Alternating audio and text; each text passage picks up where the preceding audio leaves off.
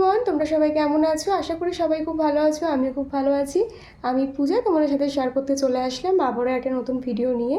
তো প্রথমে সবাইকে জানাই শুভ স্বাধীনতা দিবসের অনেক অনেক শুভেচ্ছা। আর আজকের দিনেই আমাদের দেশ স্বাধীন হয়েছিল, আর আমরা সবাই অনেক গর্বিত যে আমরা ভারতবাসী। যাই হোক, কালকে হচ্ছে জন্মাষ্টমী। তোমাদের তো আগের ব্লগে শেয়ার করেইছিলাম যে কিভাবে আমি গপুর বার্থডে সেলিব্রেশন করব, মানে ব্যাকগ্রাউন্ডটা ডেকোরেশন করে রেখেছিলাম। অনেক কাজ কালকে গুছিয়ে রেখেছি। তো আজকে কিন্তু আমি দোলনাটা ডেকোরেশন করেছি। তো চলো তোমার সাথে সেটা একটু শেয়ার করি। আর আমি এখন রেডি হয়েছি, গপুর সব বার্থডের খাবার দাবার আনতে যাব। কিছু জিনিস বাড়িতে বানাবো আর কিছু জিনিস হচ্ছে বাইরে থেকে কিনে আনবো। সবটা তো আমার পক্ষে বানানো সম্ভব নয় একটা বাচ্চা নিয়ে। যাই হোক, চলো এখন বেরাবো। রেডি হয়ে নিয়েছি, ওদিকে দিদিরাও আসবে। আসার সময় ওদের সাথে মিট করে চলে আসবো। তো আপাতত এখন আমি গিয়ে শপিংটা করি। তার আগে চলো তোমার সাথে একটু দোলনাটা দেখাই, দোলনাটা কেমনভাবে সাজিয়েছি আমি। আমার কিন্তু একেবারে গপু সোনাকে বসানোর জায়গা একদম রেডি। তো দোলনাটা কেমন ডেকোরেশন হয়েছে অবশ্যই জানিও। কালকে সকালে গপুকে এখানে নিয়ে আসবো। এই হচ্ছে পুরো ব্যাকগ্রাউন্ড।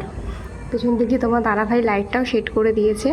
তো কেমন লাগছে অবশ্যই জানিও। তাহলে চলো এখন না হয় গপুর খাবার দাবার আনতে বেরোনো যাক। তো দেখো বন্ধুরা, এরপরে কিন্তু রওনা দিয়ে দিলাম আমি আমার ডেস্টিনেশনে যাওয়ার জন্য। আর যেহেতু ছিল আজকে 15ই আগস্ট ছুটির দিন, তার জন্য কিন্তু রাস্তাঘাট একটু ফাঁকাই ছিল। যাই হোক, আমি তো কথা বলতে বলতে চলে আসলাম নৈহাটি সাবেতে। তো সাবেদি হয়ে চলে যাব হচ্ছে অরবিন্দ রোডে। তো প্রথমেই চলে আসলাম মিষ্টির দোকানে। জন্মাষ্টমী মানেই হচ্ছে মিষ্টি, ক্ষীর।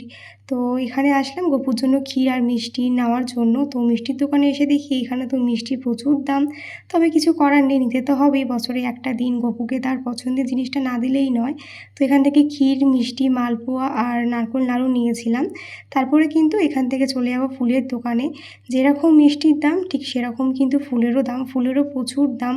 একটা মালাই প্রায় 50-60 টাকা থেকে শুরু।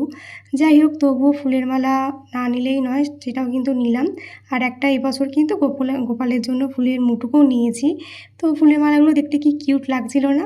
যাই হোক, ফুলের মালা মিষ্টি তো নেওয়া হয়ে গেল। এবারে কিন্তু যাচ্ছি আমার গপুর কিছু জুয়েলারি কিনতে হবে, ড্রেসের ম্যাচিংয়ে, সেইগুলো আগের দিন কেনা হয়নি। আর এখানে এসে দেখি এই জামার দোকানে এত ভিড় যে কী বলবো। রীতিমতো প্রায় 15 মিনিট মতন দাঁড়িয়ে থাকার পরও আমি লাইন না পেয়ে পাশের দোকানে চলে গেছিলাম, এতটাই ভিড় ছিল। যাই হোক, তারপরে দেখো হাঁটতে হাঁটতে চলে যাচ্ছে আরও একটা দোকানে। সেখানে গিয়েও সেই একই ব্যাপার, মানে কোনো স্টক তো ছিলই না, তার মধ্যে প্রচুর ভিড় আর দামও প্রচণ্ড। তবুও বছরে একটা দিন গপুকে নিজের মন মতন করে সাজাবো বলে কিন্তু নিয়ে নিলাম গপুর পছন্দের জুয়েলারি। তো যেটা কালকে সাজাবো তখনই তোমরা দেখতে পাবে। তো আমার শপিং মোটামুটি কমপ্লিট। এবার কিন্তু আমি চলে যাচ্ছি বাড়ির দিকে। বাড়ি ঠিক নয়, এখন যাব হচ্ছে টোটো স্ট্যান্ডে, যেখানে দিদিদের জন্য ওয়েট করব, ওরা ওখানে আসবে, তারপরে একসাথে বাড়ি যাব। দেখো এখানে এসে এই মাকে একটু দর্শন করে নিলাম। তারপরে মনে পড়লো যে গপুর জন্য তো চকলেট, চিপস এগুলো কিছুই নেওয়া হয়নি, বিস্কিট। তো সেইগুলো এখান থেকে নিয়ে নিলাম। তারপরে কিন্তু একটু ওয়েট করতে না করতে দেখি দিদি আর রিজু চলে এসেছে। তো ওদেরকে নিয়ে কিন্তু এবার বাড়ির দিকে রওনা দিচ্ছি, কারণ অনেকক্ষণ বেরিয়েছি, প্রায় 1 ঘন্টারও বেশি হয়ে গেছে। জানি না মাম্মাম কী করছে। যাই হোক, তারপরে বাড়ি ফিরে আসলাম। আর বাড়ি ফিরে এসে কিন্তু মিষ্টিগুলো সব জলের ওপর বসিয়ে রেখেছিলাম, না হলে নষ্ট হয়ে যেতে পারে বা পিঁপড়ে আসতে পারে। তার জন্য দেখো এরকম এই ঢাকনা দেওয়া বাটিগুলোতে রাখলাম। যাই হোক, কালকে তোমাদের সামনে জন্মাষ্টমী ব্লগ শেয়ার করব, অবশ্যই সাথে থেকো। তাহলে চলো আজকের মতন টাটা, দেখা হচ্ছে নেক্সট ব্লগে। বাই সবাইকে, সবাই খুব ভালো থেকো, সুস্থ থেকো, টাটা।